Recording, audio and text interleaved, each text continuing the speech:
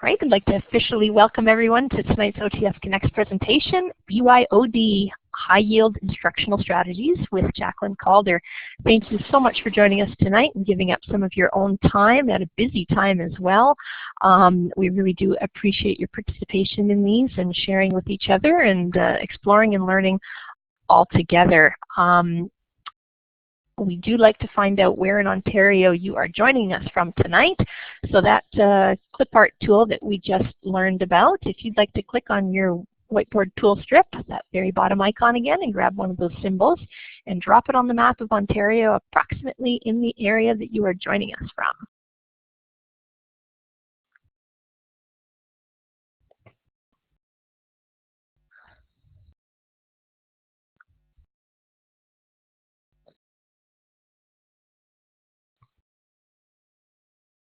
Wow, fantastic. Look at all these cool shapes people are picking today. If you would like to also test your text tool, that is this one here that this big yellow arrow is pointing to. If you can just click on that, you can also drop that on the whiteboard space and start typing the name of the town or city you're in tonight.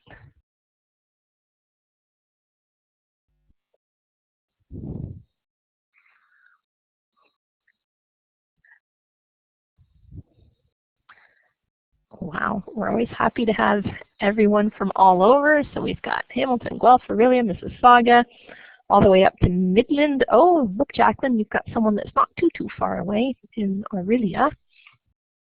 Unless, wait a minute, someone may have to fix my Ontario geography. I didn't think Orillia was that far north. Okay, if everyone, oh, there's Ottawa, that's good. We've got our Ottawa representatives tonight. Wonderful. Oh, here we go. There's Orillia down where I thought it belonged. Okay, but same school board. Very cool. Oh, I see people are still typing. This is very good.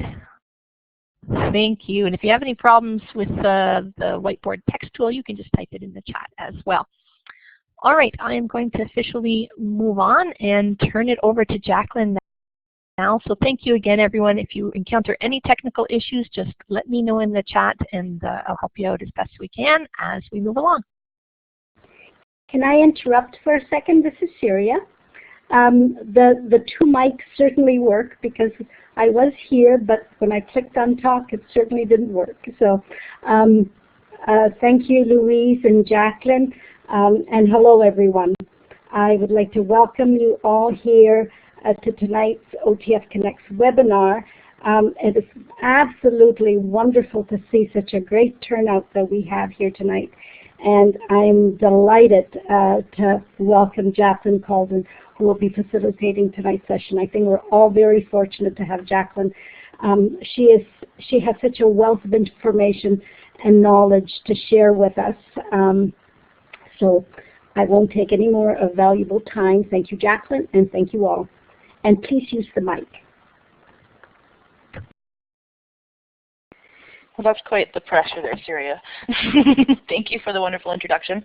I'm just going to take 2 seconds here and get us into the right wiki, because I've pulled up a page here that I'm not looking for. Let me just give me 2 seconds here, sorry. I'm not sure who it was asking earlier. Was it you, Jamie, saying, will you be deleting the wiki? I think if you can see what's on the screen right now, it's proof that I've got too many wikis up and running. Dropped it in for you, Jacqueline. You're good to go. You dropped the wiki in? Yes, I did. Do you see it? No. There. Oh. It just went back. Okay, hang on a second. There we go. Is that good? I'm still not seeing it. What? Is your follow me box checked? Next yes, to it the is. URL? Okay, uncheck it and then check it again and see if that helps.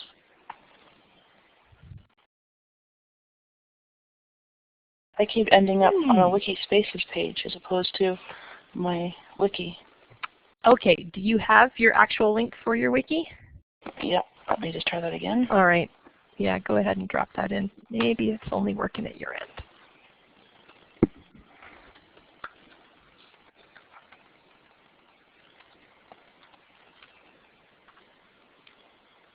There we go. Oh, it went back again. Yes, it did. Why? Okay. What are you seeing now?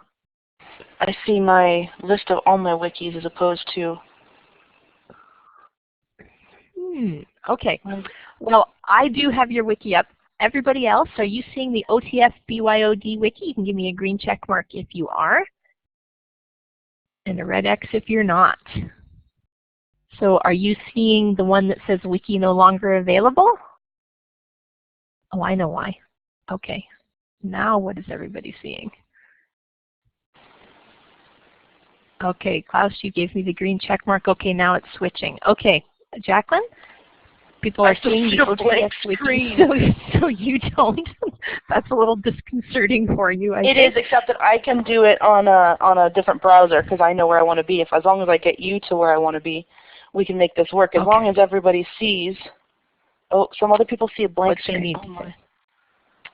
Okay, here, I'm going to clear everyone's check marks and we can start fresh there. Do you see the OTF BYOD wiki that says Welcome to OTF Connects? Oh, we've got some X's and some, alrighty, that's very interesting tonight, folks. Yes, Tim, and that you can may open be our... the wiki. I'm going to put the link in the chat room right now. Okay. It just... There we go. So if everyone could open up the wiki space.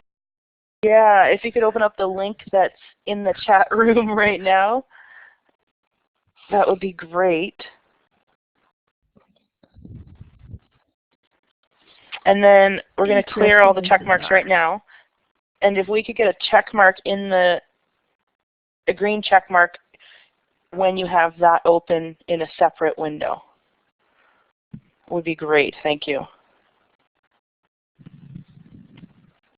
I'll still click through it in the whiteboard space if that helps, Jacqueline, for those people that it is working for, just in case. Sure. Yeah, if you have it open in the Blackboard, Diane, if it's working, if you're one of the lucky ones that's working for, that's great. For the folks that get a blank screen, then just open it in a different browser.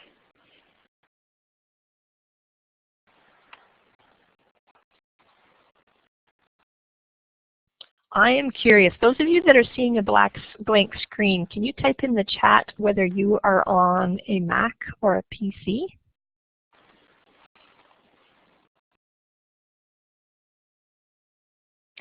Do you see it now? I just did something to fix it.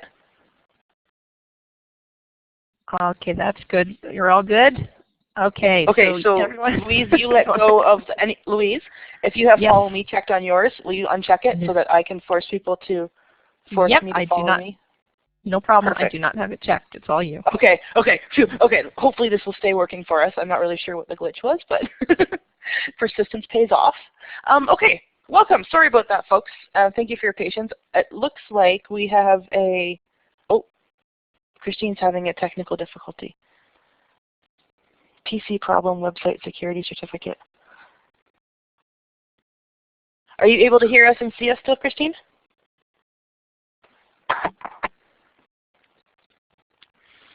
Good call, Tim. There was a recent Java update, and Blackboard is very reliant on Blackboard. Maybe, Louise, you could have a conversation in the background there with Christine and see if you can get her going okay. Is that okay? We'll do that. All right, Thank Christine, you. I'm You're good, Christine. Excellent. Okay. Oh, you're good? Okay. Okay. Hi, Louise. This is Nessa. I'm on the page that says Welcome to OTF Connect. Perfect, Vanessa. Thank you. We're good to go then. Okay. So what I have planned for this evening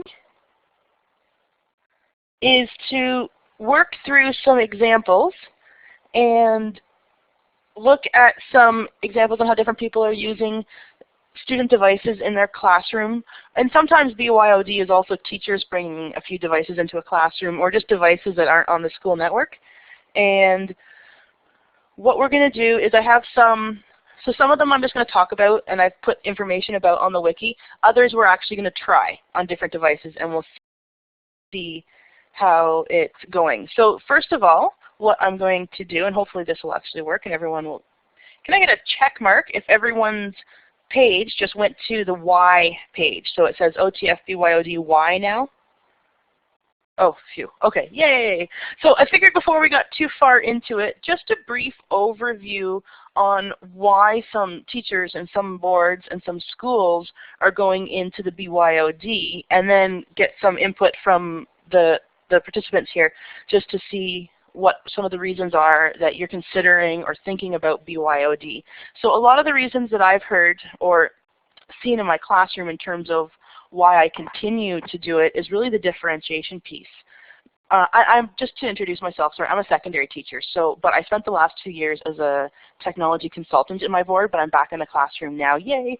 And so even though I'm a secondary teacher, I've spent a fair amount of time, not as much as I'd like to, but a fair amount of time in elementary schools, partially trying to understand how we can support them and what things they're doing that are working, and partially supporting some of the teachers in those schools implementing some of the technology when they needed extra set of hands and some problem solving. So I'm going to try and do a balance. We are K-12 in this group, so we're going to try and do a balance of everything. But you may find some tools you might think right off the bat, that's not going to work for me, but hopefully we can hit some good, useful tools for every person here. So the first thing that, or what encourages me to continue using BYOD in my secondary classroom is the differentiation piece. My students bring in different pieces of technology that are fine-tuned for themselves, and they're choosing tools to organize their own learning or to support their own learning that really work for them. So if we're going to do, and my teaching style doesn't do I don't do a whole lot of teacher-guided lessons, but there are times when we consolidate what we've been doing. If we've done a lab or an inquiry, we need to consolidate the pieces. And I'll ask my students to make a record of what we're consolidating somewhere. Some students will choose a piece of technology in a different tool. Some students will choose paper. Some will choose paper but then take a picture of it and store that somewhere. So I'm just finding that students take a lot more ownership when they can differentiate it for their own style of learning, for what works for them. The other piece is the personalization. If they have their own device, they can make all the settings, they can install programs and different things that work for them, and it can hold those settings. And so they open up that laptop or that tablet and they know it's set up for them. And the ownership piece when it comes to technology, I find that when my students are using their own technology, they really own that. They own not only just the technology, but that bleeds right into the owning of the learning, and they start to take that learning or own that learning a little bit more, and they want to have the things organized a bit better, and when it's in a way that works for them. It also is partly the ownership of the tools and the responsibility using those tools. And being a secondary classroom, this merging of the formal and informal learning and this anytime learning has been really great. And I'm a science teacher, and in our science unit we have this space unit, and Chris Hadfield being up in the International Space Station is any science teacher's dream. And my students will come back after a weekend or an evening having followed tweets and links from NASA, the Canadian Space Agency, and Chris Hadfield, and they'll really take what we're learning in class and bring that right back into the classroom themselves, because they're merging that informal learning that they're doing at home and on their own with what we're doing in class. And the last thing, and there are some debates about this, is that in my case, and the way that my classroom is set up and the way that technology in my school is set up, is that BYOD frees up the school-owned technology to be in the hands of students that don't have those devices. So it gives them more hands-on time with the devices. So what I've put on the wiki are 2 resources here that you may want to take a look at later. But I was wondering if anyone wanted to speak to or post in the chat reasons on why you're interested in BYOD. Why is BYOD something that was important enough for you to spend an hour and a half of an evening the week before March break, when I'm sure if things are anything like my school, it's crazy.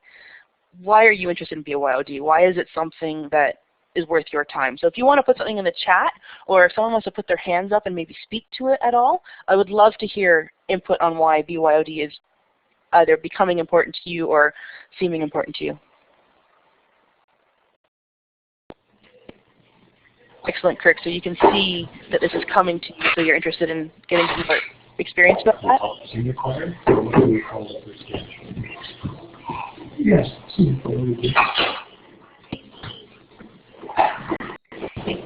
Michelle, your microphone's on. Would you want to contribute? Or can you hear me?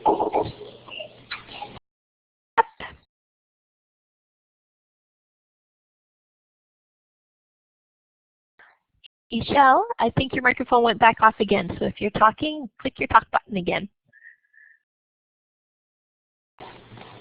Hi, sorry. I keep getting that pop-up button, so I wasn't sure if people are hearing me or not hearing me. Can I do that right now? Okay, awesome. Okay, so I saw some other people writing in the chat thing about wanting students to be able to use the technology for productivity instead of socializing, and I think that's my interest too, is that rather than have it be something, again, that we're fighting the students on, I would like to find ways, the interest is already there, so I'd like to find ways that we can incorporate it to tap into their interest in the technology, but still use it in a way that will help us meet our education goals. So, can you make something with one creating? That's great. It's funny, I see a lot of information here, a lot of posts about the devices are there, and why not make use of them? And it's funny, I had a bunch of grade 8s into my school today. Like I said, I'm a secondary school, and my grade 9 and grade 10 students were leading different sessions with the grade 8s on technology and digital citizenship. And one thing that the students kept saying over again was using the tools for good, not evil. So how can we use them as a support as opposed to getting in the way? And the idea of see a need through change in students' learning. I like that, Christine. So students are changing how they learn. Our students today are different than the students we had quite a while ago, and so we need to adapt to how they're learning. Modeling it for staff. Motivating for the students, yes, I agree with that. The differentiation, and I see some special education, so that would also be partially with the differentiation and the assistive piece, and to learn instead of just for the socialization. Excellent. Have I missed anything?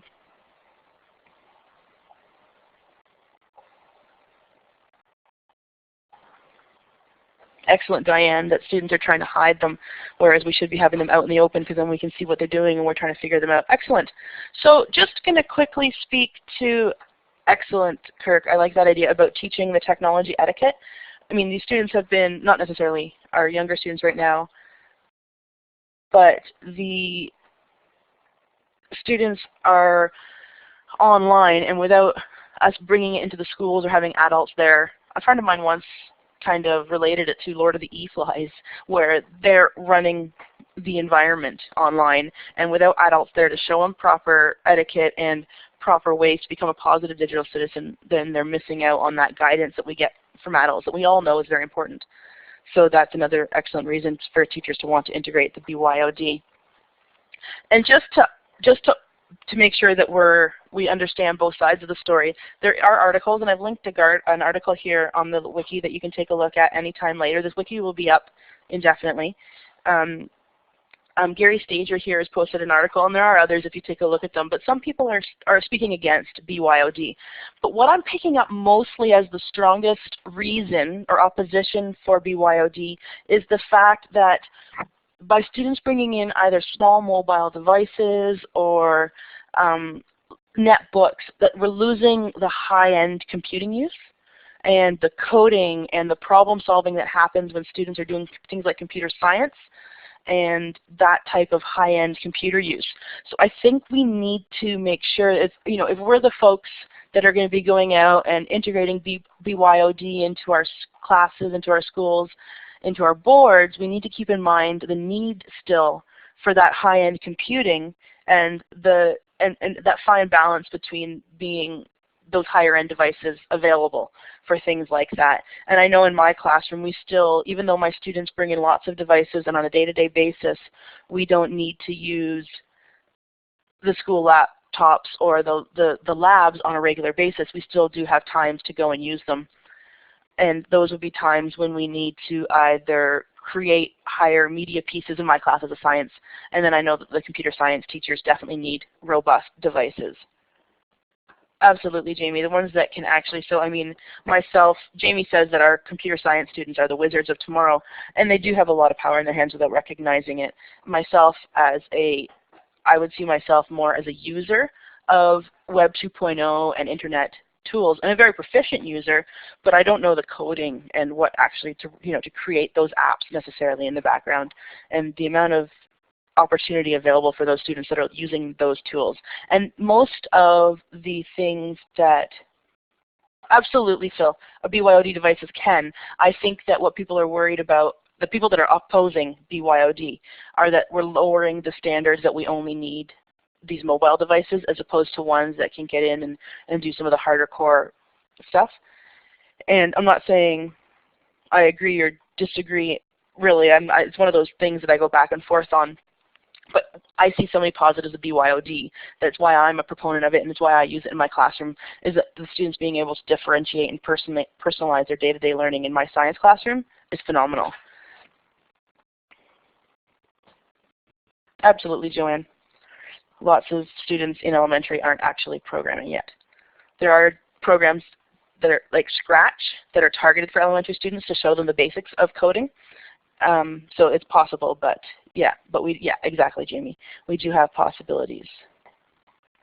Right, Diane, students are losing that ability to code. Okay, so that's the why piece. So I'm going to head now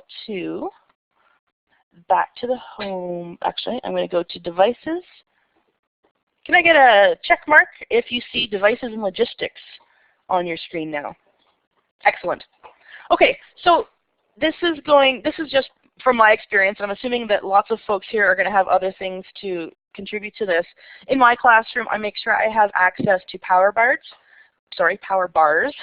I have charging cords for common devices, and those devices include like a mini USB or the iDevices. And I have projector cords for a few different types of devices, just so I can connect student devices if they're creating something onto the projector. I have a set of speakers. I have a few cheap headphone splitters so that students can collaborate on material. And then I have a few sets of headphones in my classroom. So not huge expense, but there is an expense there in terms of being able to support BYOD to the fullest and to really play on that collaboration piece in my classroom.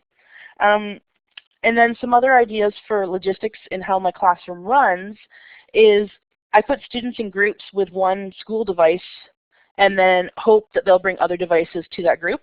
So that way at least every group has that basic one device. And I've seen this happen in many classrooms in elementary where a laptop cart may have 8 or 10 laptops as opposed to a full set. And then they put the students in groups, and then any of the other devices that are coming in, they bring their own in and supplement that. Oh, that's interesting, bringing in the headphones. Exactly, Phil. As long as I can provide that baseline access to every group, I'm comfortable with it. And then I also walk around my classroom then and see what devices students have out. So the way I would start a class is I say, any devices you have that can access the internet on your desk, please. And they put them on the desk, and then I walk around and I seed in devices that I do have access to in my classroom where they don't have them.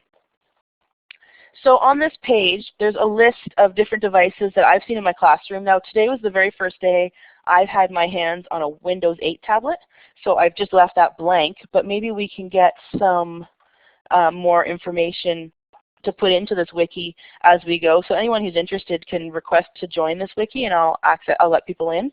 But if you have information to add about some of the different devices, I would love input, because I've got my hands on a few of these different devices, but I haven't tried all of them. But I tried to just summarize what I found in my classroom, different devices. I'm just going to take a quick look at the chat here and just catch up.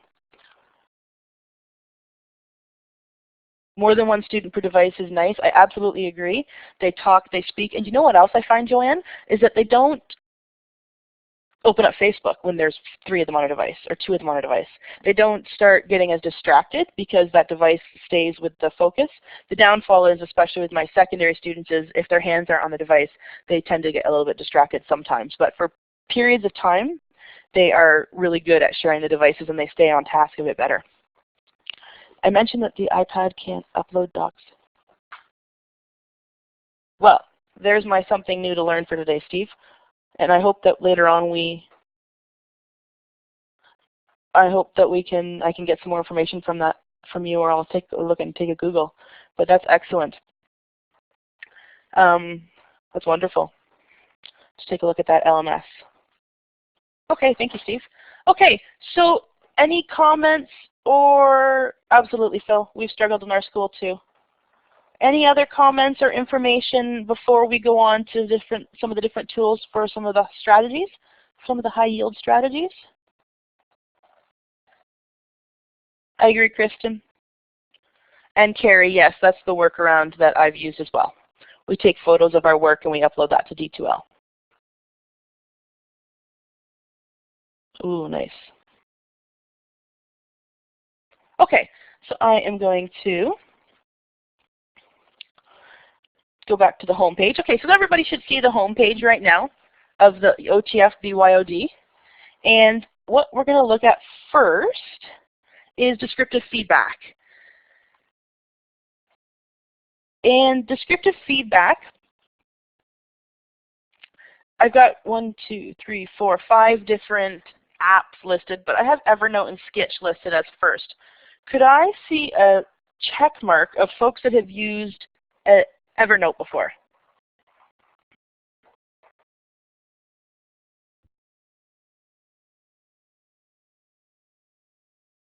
So we're looking at about half of us having used Evernote before and half of us not as much. Can I clear that? Can I see a check mark on folks that have used Sketch before? Because I'm going to do these two in tandem.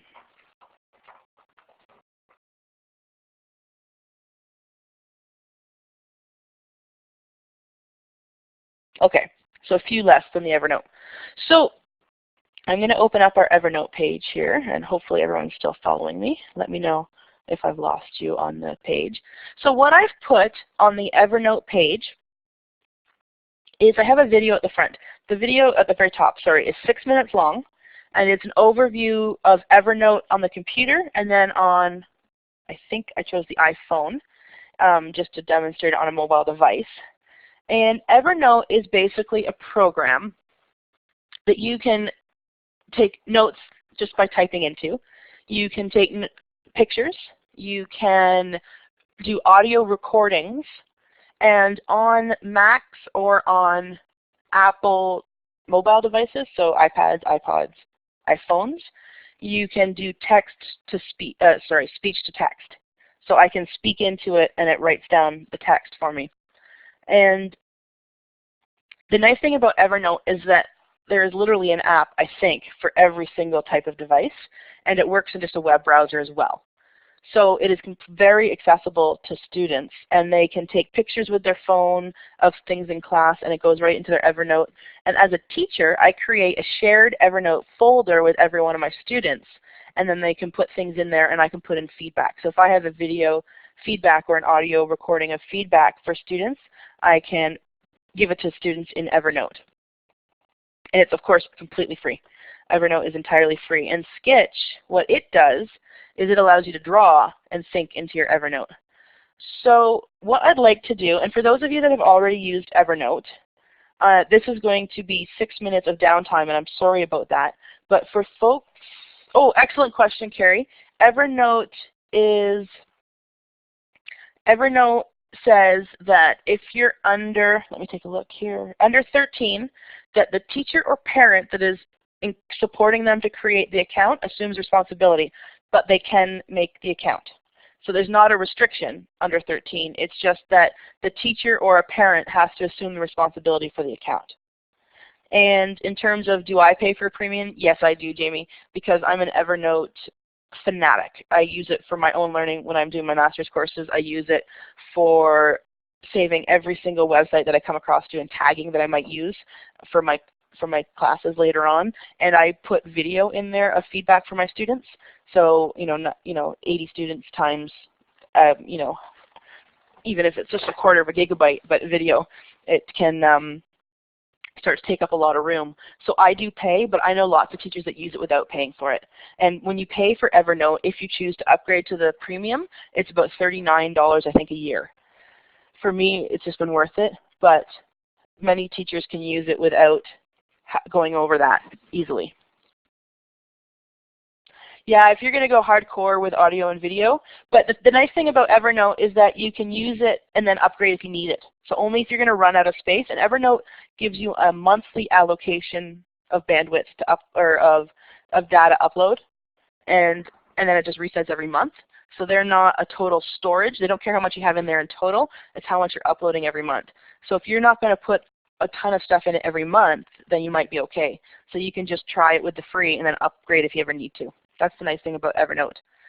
So what I'd like people to do, and then you can try doing it right here in your screen. If not, you can go to the top of your screen and copy and paste the web address to the wiki and watch the video on your screen. But we have 6 minutes of video here just to watch if you want. And during that time, for folks that have used Evernote, I'll answer your questions in the chat. So I can see a couple questions popping up here. So I'm going to do that, but I'm going to do it without talking for 6 minutes. That's going to be the hardest thing I've ever had to do, but I think I can do it. Just because if I'm talking, it'll be tough for them. Thank you, Louise. It'll be tough for them to watch the video. So I'm going to be quiet for 6 minutes, and then if I can get a green check mark from people when they're back, thank you. So just to recap, you're watching the video if you are new to Evernote. If not, ask some questions or talk about how you use Evernote in the chat, and I will do that chat back with you.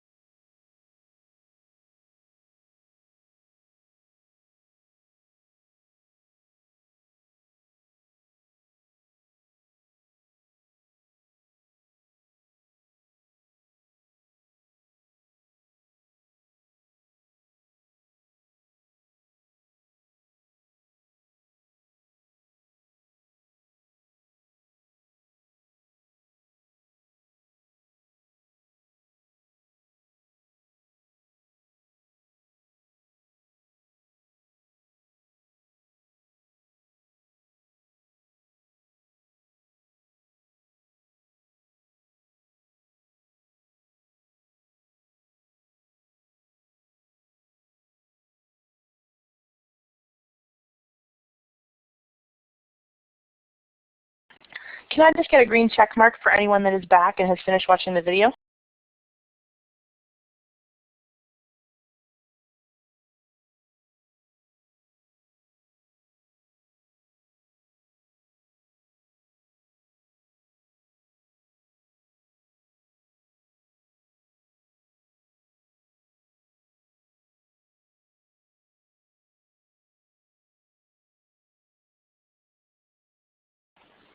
Okay, I think everyone's mostly back. I hope I'm not talking over anyone watching the end of that video.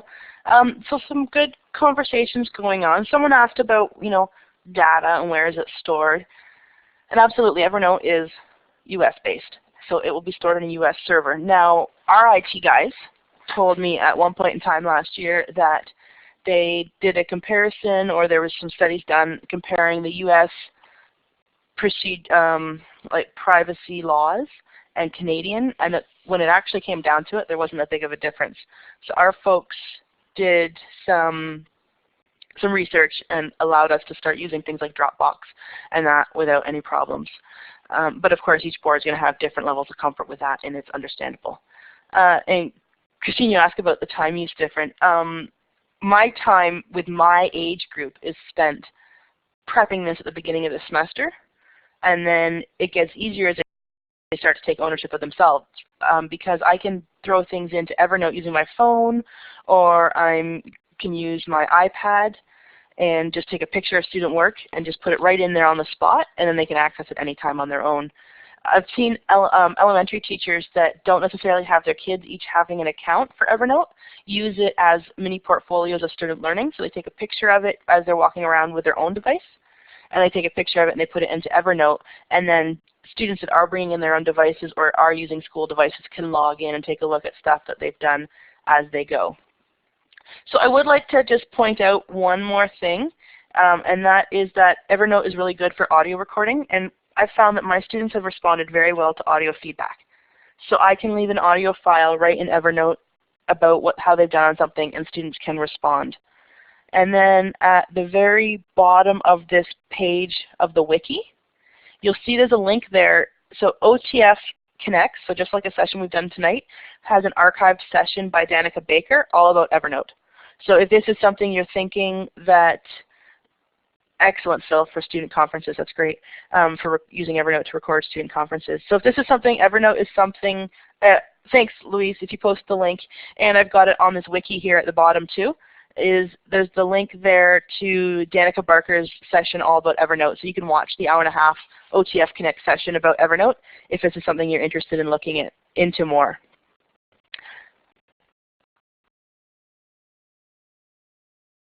Luis, if that's the case, I had no idea.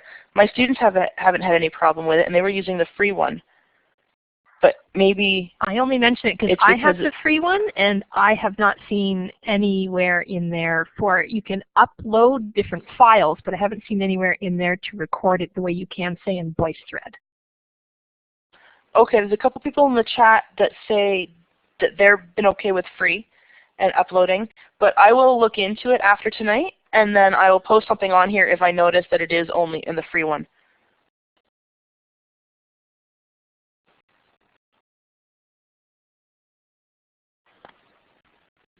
Maybe. I'll take a look into that for sure. As far as I know, though, I think you're good because my students just make regular accounts, but I'll take a look into that. So the next tool I'm going to look at, and I'm going to pull it up here, is Sketch. So Sketch has become really popular in my class right now because I have students bringing in, I'm not sure if you know what those Wacom tablets are. They're a little, it's about a $90 tablet, and it plugs into USB into a laptop, and then the kids have a pen and they write on the tablet, and it basically acts as their mouse. I have a couple really artistic students in my class, and I'm teaching science, that I'm convinced I would have lost by now if they weren't able to draw and sketch everything we do. And I was struggling at first on how we were going to do this until I realized, oh my goodness, Sketch, which is created by Evernote, is a free program that goes on any device, and it lets you draw or to draw on top of pictures. So you can source pictures, you can annotate pictures, and it all syncs into Evernote. And my students have been using this free drawing program with their tablets to have it go right into Evernote. So on the page here on the wiki, this time we're only looking at a 2.5-minute video, and then I've got some highlights and then just some how-to videos posted at the bottom for your own interest later on. But if you want to spend maybe 2 minutes and watch that video, we've cleared the check marks, thank you. If you want to just watch this video, and you can either just watch it in the browser on Blackboard or go to the link. Let me just copy the link here. Oops, that was not what I wanted to do at all. What was the link?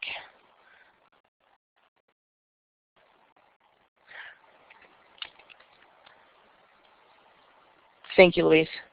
Tim, that's a great question. I have a playbook, and they've used Evernote before, but I think they've used, I'll tell you what, if everyone goes and watches that video, I'm going to go and Google that to see if Sketch is available for Playbook.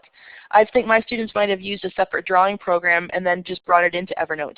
But I'll be quiet for 2 minutes. Again, I think I can. Actually, shut up for a second. And while you watch that quick video, I will do that, take a look and see if Sketch is in Playbooks, and then I'll answer that question there, Jamie. Okay, so everyone can watch that video about Sketch, and a green check mark when you're back, please.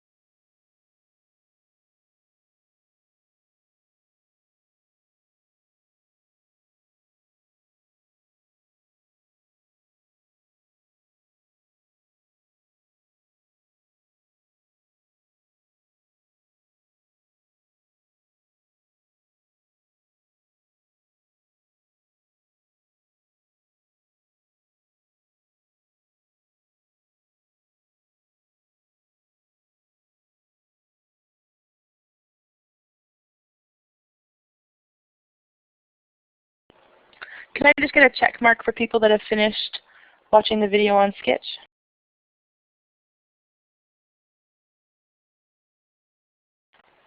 Okay, so it looks like everyone's pretty much done taking a look at Sketch. So I'm just going to take us back to the home page. Okay, so in terms of descriptive feedback, I'm just going to go through a few more things here and then I'm going to move on. I'm not going to spend a lot of time